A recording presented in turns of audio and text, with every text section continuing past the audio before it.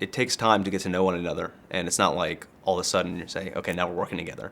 That's definitely not how it went. There's this essentially a test phase where we both understand that we're feeling each other out, and we have the best intentions, and we're only engaging because we believe what this can be on the high level. But then it gets down to the nitty gritty of well, when push comes to shove, are we on the same page, and how do we actually work together? But it wasn't initially a commitment, hey, we're going to be co-founders forever and we're going to always work together and this is a big marriage. It was, hey, let's date for a while. Let's think about this as a contracting project. It has an end date. I'll help you build this prototype and I'll kind of at least get that out the door. And if that goes really well, let's keep working after that. If it doesn't, you've got a prototype out of it and we can go our separate ways and it's no big deal. I've seen companies where people have equal ownership, and that if you can make that work, that's great. But a lot of times when that doesn't work, it becomes a really sort of ugly situation because there's no one who sort of has to take control and has the opportunity. I think one of the biggest challenges we have is really keeping everyone aligned and making sure that we all wanted to be there.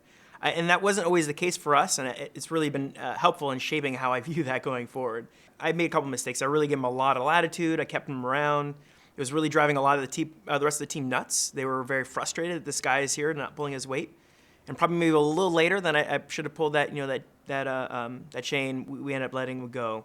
But since then, it's been phenomenal. I had actually just come out of a previous startup where I was an early employee. I wasn't a founder, but I was an early employee. And that startup had suffered a lot from fights among early founders. And we had not had the right legal structures in place. So in this startup, I knew really early on it was very important that everybody have a vesting cycle.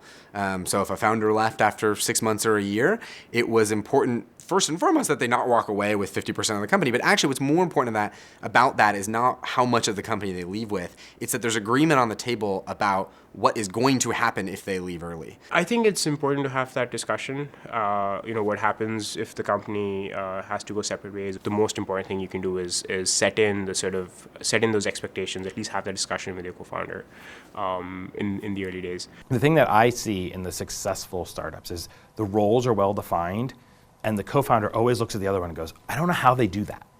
It's magic to me. And I have so much respect for it, it's amazing. Like, that's when I see it really work.